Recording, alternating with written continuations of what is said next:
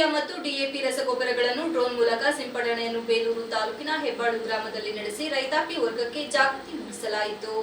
ಪ್ರಸಕ್ತ ದಿನಮಾನದಲ್ಲಿ ರೈತರು ಯೂರಿಯಾ ರಸಗೊಬ್ಬರ ಅತಿಯಾದ ಬಳಕೆಯಿಂದ ಭೂಮಿಯಲ್ಲಿನ ಫಲವತ್ತತೆ ಇಳಿಮುಖವಾಗುತ್ತಿದೆ ಮತ್ತು ಯೂರಿಯಾ ರಸಗೊಬ್ಬರ ಬೇಡಿಕೆ ಹೆಚ್ಚುತ್ತಿರುವ ಹಿನ್ನೆಲೆಯಲ್ಲಿ ರೈತಾಪಿ ವರ್ಗ ಕೂಲಿ ಕಾರ್ಮಿಕ ಅಭಾವ, ಸಾಗಾಣಿಕೆ ವೆಚ್ಚ ಮತ್ತು ಕಡಿಮೆ ಸಮಯದಲ್ಲಿ ಅಧಿಕ ಇಳುವರಿ ಪಡೆಯುವ ನಿಟ್ಟಿನಲ್ಲಿ ನ್ಯಾನೋ ಯೂರಿಯಾ ಮತ್ತು ಡಿಎಪಿ ರಸಗೊಬ್ಬರವನ್ನು ಡ್ರೋನ್ ಮೂಲಕ ಸಿಂಪಡಿಸಿ ವರಮಾನ ಪಡೆಯುವ ಉದ್ದೇಶದಿಂದ ಬೇಲೂರು ಕೃಷಿ ಇಲಾಖೆ ಮತ್ತು ಆತ್ಮ ಯೋಜನೆ ವತಿಯಿಂದ ತಾಲೂಕಿನ ಹೆಬ್ಬಾಳು ಗ್ರಾಮದ ರಾಜಶೇಖರ್ ಮತ್ತು ಹಲಗಯ್ಯ ಹಾಗೂ ಹೆಬ್ಬಾಳು ಹಾಲಪ್ಪ ಇವರ ಮುಸುಕಿನ ಜೋಳದ ಹೊಲದಲ್ಲಿ ಪ್ರಾತ್ಯಕ್ಷಿಕೆ ನಡೆಸಿ ಕೃಷಿಕರಿಗೆ ಕೃಷಿ ತಂತ್ರಜ್ಞಾನ ನಿರ್ವಹಣೆ ಬಗ್ಗೆ ಅರಿವು ಮೂಡಿಸಲಾಯಿತು. ಈ ಸಂದರ್ಭದಲ್ಲಿ ಮಾತನಾಡಿದ ಕೃಷಿ ಇಲಾಖೆ ಸಹಾಯಕ ಕೃಷಿ ನಿರ್ದೇಶಕ ತೇಜಸ್ವಿ, ಕಡಿಮೆ ಬೆಲೆಯಲ್ಲಿ ಸಿಗುತ್ತದೆ ಎಂಬ ಕಾರಣದಿಂದ ಕೃಷಿಕರು ಬೇಕಾಬಿಟ್ಟಿ ಯೂರಿಯಾ ರಸಗೊಬ್ಬರ ಬಳಕೆಯಿಂದ ಭೂಮಿಗೆ ಮಾರಕ ಪರಿಣಾಮ ಬೀರುತ್ತಿದೆ.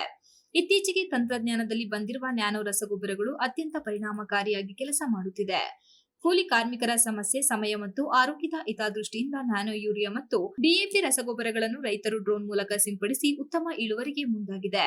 ಈಗಾಗಲೇ ಬೇಲೂರು ತಾಲೂಕಿನಲ್ಲಿ ಕೊರಟಗೆರೆ ಸತೀಶ್ ಅವರು ವಿಪ್ಕೋ ಕಂಪನಿಯೊಂದಿಗೆ ಒಪ್ಪಂದ ಮಾಡಿಕೊಂಡು ಡ್ರೋನ್ ಬಳಕೆಯನ್ನು ಕೃಷಿಕರಿಗೆ ನೀಡುತ್ತಿದ್ದಾರೆ. ಇಲಾಖೆ ಶಿಫಾರಸು ಆಧರಿಸಿದಂತೆ ಸಿಂಪಡಣೆಗೆ ಮುಂದಾಗಿದೆ. ಮುಸುಕಿನ ಜೋಳ ಬೆಳೆಗೆ ಬಿಳಿಸುಳಿ ರೋಗಬಾಧೆ ಮತ್ತು ಸೈನಿಕ ಹುಳುಕಾಟಕ್ಕೆ ಹತ್ತಿರದ ಕೃಷಿ ಇಲಾಖೆಯಿಂದ ಮಾಹಿತಿ ಪಡೆದು ಔಷಧಿ ಸಿಂಪಡಿಸಿ ಎಂದ ಅವರು ಡ್ರೋನ್ ತಂತ್ರಜ್ಞಾನ ಮತ್ತು ನ್ಯಾನೋ ರಸಗೊಬ್ಬರ ಬಳಕೆಗೆ ಹೆಚ್ಚು ಒಲವು ನೀಡುವ ಉದ್ದೇಶದಿಂದಲೇ ಇಂದು ಪ್ರಾತ್ಯಕ್ಷಿಕೆ ನಡೆಸಲಾಗಿದೆ ಎಂದರು. ಇದನ್ನು ಹೆಚ್ಚಿಗೆ ಎಲ್ಲ ರೈತರು ಇದು ಉಪಯೋಗಿಸಬೇಕಂತ ಕೇಂದ್ರ ಸರ್ಕಾರ ಮತ್ತು ರಾಜ್ಯ ಸರ್ಕಾರದ ಮಾರ್ಗಸೂಚಿಗಳಿದ್ದು ತಾವು ಇದನ್ನ ಬಳಕೆ ಮಾಡಿ ಇದು ಹೆಚ್ಚು ಪ್ರಚಾರ ಪಡಿಸಬೇಕು ಅಂತ ಎಲ್ಲರಲ್ಲೂ ಕೇಳ್ಕೊತಾ ಇದ್ದೀವಿ ಸರ್. ಆಮೇಲೆ ಈ ಡ್ರೋನ್ ಬಳಕೆಯಿಂದ ಕೂಲಿ ಕಾರ್ಮಿಕರ ಇದನ್ನು ನಿಲ್ಲಿಸ್ಬೋದು, ಅದು ಒಂದು ರೈತರಿಗೆ ಅನುಕೂಲ. ಇನ್ನೂ ಒಂದು ಮತ್ತು ಸ್ಪ್ರೇ ಅಂದರೆ ಮಾಮೂಲಿ ಅಂದರೆ ಬೆನ್ನು ಕಟ್ಕೊ ಮಾಡೋ ಸ್ಪ್ರೇ ಇದರಲ್ಲಿ ಹೆಚ್ಚಿಗೆ ಸಮಯ ಹಿಡಿತದೆ ಮತ್ತು ಕೂಲಿಗಾರರು ಕೂಡ ಹೆಚ್ಚಿಗೆ ಸಿಗ್ತಾ ಇಲ್ಲ. ಈಗ ಅದ್ರದ್ದು ಕೂಡ ಕಾಸ್ಟ್ ಜಾಸ್ತಿ ಆಗ್ತಾ ಇದೆ.